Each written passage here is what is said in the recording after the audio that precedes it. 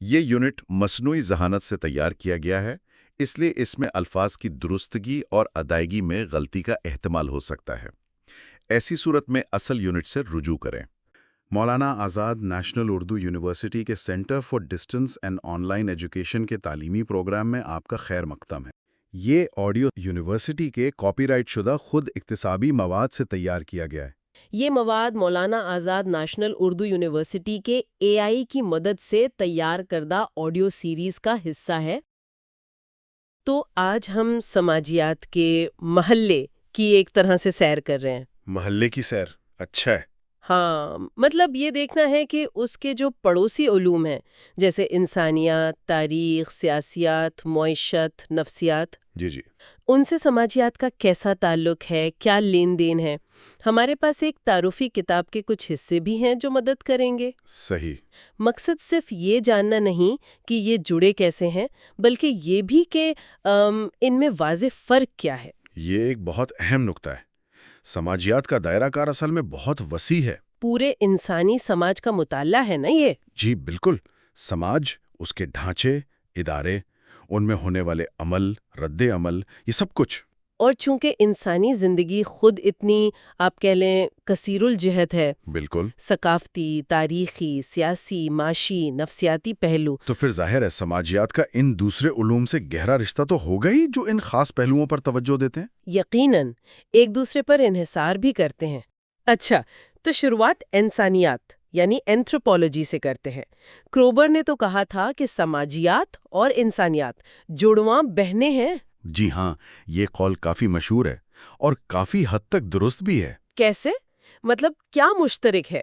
دیکھیں، دونوں کا مرکز تو انسان اور اس کا سماجی رویہ ہی ہے۔ صحیح۔ انسانیت کی ایک اہم شاخ ہے سماجی یا ثقافتی انسانیات، جو خاص طور پر ثقافت اور اکثر قدیم یا سادہ معاشروں کا مطالعہ کرتی ہے۔ اچھا، تو فرق پھر کہاں آتا ہے؟ فرق بنیادی طور پر فوکس کا ہے۔ سماجیات کی توجہ عموماً جدید، پیچیدہ صنعتی معاشروں پر، ان کے سماجی نظاموں پر زیادہ ہوتی ہے۔ اور انسانیات زیادہ تر قبائلی معاشرے یا غیر مغربی ثقافتیں۔ روایتی طور پر ایسا ہی تھا، وہ ان کی ثقافت، روایات، ان چیزوں پر تحقیق کرتے تھے۔ ہوول نے بھی کہا ہے کہ اگر وسیع تناظر میں دیکھیں تو ان میں کافی مماثلت ہے۔ تو بنیادی فرق تحقیق کے دائرہ کار کا ہوا۔ ماضی اور سادہ معاشرے مقابلہ حال اور پیچیدہ معاشرے۔ موٹے طور پر ہاں، حالانکہ اب یہ فرق بھی کم ہو رہا ہے۔ ماہرین انسانیات اب جدید معاشروں کو بھی دیکھ رہے ہیں۔ ٹھیک، چلیں اب تاریخ کی طرف آتے ہیں۔ جی ای ہاورڈ کا وہ قول تو بہت مشہور ہے، تاریخ ماضی کی سماجیات ہے اور سماجیات حال کی تاریخ ہے۔ جی، یہ تعلق کی گہرائی بتاتا ہے۔ اس کا اصل مطلب کیا بنتا ہے؟ یوں سمجھیں کہ تاریخ کیا ہے؟ ماضی کے ٹھوس واقعات کا ریکارڈ، فلاں جنگ، فلاں بادشاہ، فلاں معاہدہ، یہ ایک کانکریٹ علم ہے۔ ٹھوس یعنی واقعات پر مبنی۔ بالکل، جبکہ سماجیات زیادہ تجریدی یعنی ایبسٹریکٹ ہے۔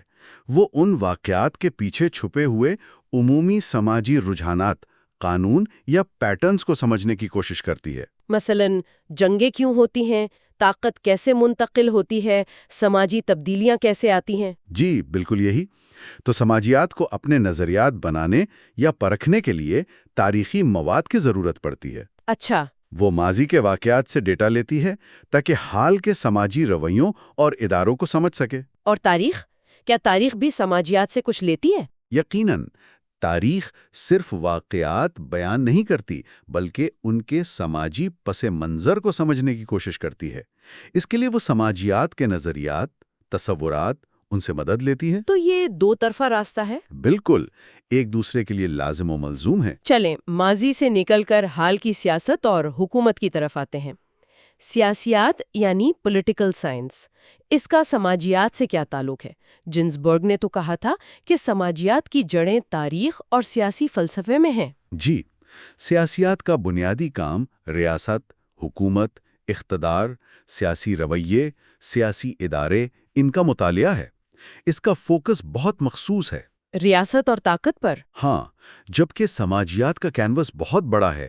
وہ ریاست اور حکومت کے ساتھ ساتھ خاندان، مذہب، تعلیم، معیشت، غرض ہر طرح کے سماجی گروہ اور تعلقات۔ جی، چاہے وہ منظم ہوں یا غیر منظم، جیسے کہ ایک ہجوم یا تحریک، سماجیات سب کو دیکھتی ہے۔ تو کیا ہم کہہ سکتے ہیں کہ سماجیات کی ایک شاخ کی طرح ہے جو سماج کے صرف سیاسی پہلو پر نظر رکھتی ہے؟ بالکل کہا جا سکتا ہے، بہت سے لوگ یہی سمجھتے ہیں، کیونکہ آپ سیاسی عمل کو اس کے وسیع تر سماجی، معاشی، ثقافتی تناظر سے الگ کر کے پوری طرح نہیں سمجھ سکتے۔ صحیح۔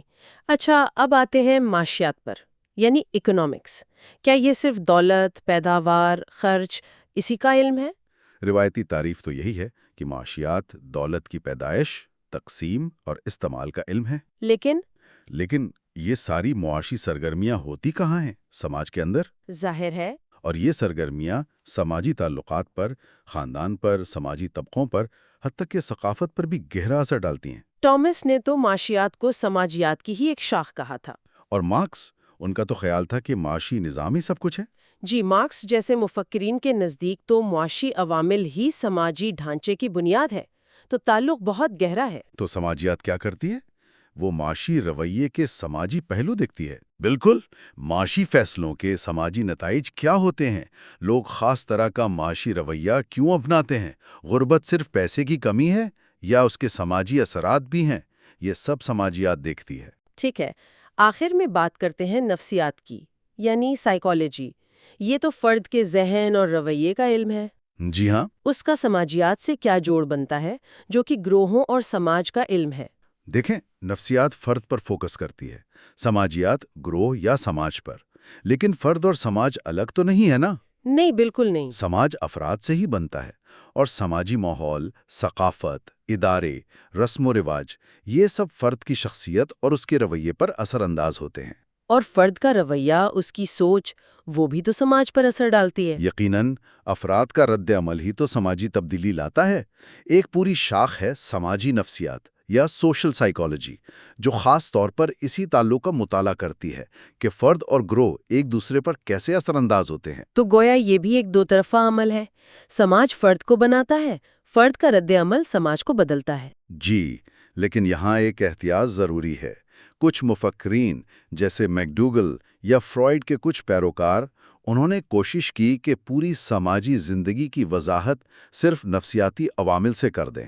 اچھا؟ ہاں، کہ سب کچھ فرد کی نفسیات کا کھیل ہے، لیکن یہ درست نہیں۔ سماجی زندگی بہت پیچیدہ ہے۔ اس میں نفسیاتی عوامل کے ساتھ ساتھ سماجی، معاشی، سیاسی، ثقافتی، تاریخی، یہ سب عوامل اہم کردار ادا کرتے ہیں۔ صحیح، یعنی صرف نفسیات سے سماج کو سمجھنا نامکمل ہوگا؟ بالکل نامکمل، آپ کو ایک وسیع تر تصویر دیکھنی ہوگی۔ تو خلاصہ پھر یہ نکلا کہ سماجیات ایک طرح کا مرکزی مضمون ہے جو انسانی سماج کو مکمل طور پر سمجھنے کی کوشش کرتا ہے۔ جی، اور اس کوشش میں وہ اپنے تمام پڑوسی علوم انسانیات، تاریخ، سیاسیات، معاشیات، نفسیات، ان سب سے مسلسل کچھ لیتا بھی ہے اور انہیں کچھ دیتا بھی ہے۔ بالکل صحیح کہا آپ نے، یہ ایک دوسرے سے جڑے ہوئے ہیں۔ ایک دوسرے کے علم میں اضافہ کرتے ہیں۔ جی، اور یہاں ایک سوال پیدا ہوتا ہے جس پر شاید غور کرنا چاہیے۔ وہ کیا؟ وہ یہ کہ چونکہ انسانی زندگی اتنی مربوط ہے اور یہ تمام علوم آپس میں اتنے جڑے ہوئے ہیں، تو کیا کسی ایک پہلو، مثلاً صرف معیشت یا صرف سیاست کا مطالعہ، باقی تمام سماجی، ثقافتی، تاریخی تناظر کو نظر انداز کر کے کیا جا سکتا ہے؟ مشکل سوال ہے۔ اگر ہم ایسا کریں تو کیا اس سے ہمیں جو نتائج ملیں گے وہ ادھورے یا شاید گمراہ کن نہیں ہوں گے؟ یہ واقعی ایک اہم نکتہ ہے سوچنے کے لیے۔ کیا ایک جزو کو کل سے الگ کر کے سمجھا جا سکتا ہے؟ یہی سوال ہے، اس پر مزید غور و فکر کی ضرورت ہے۔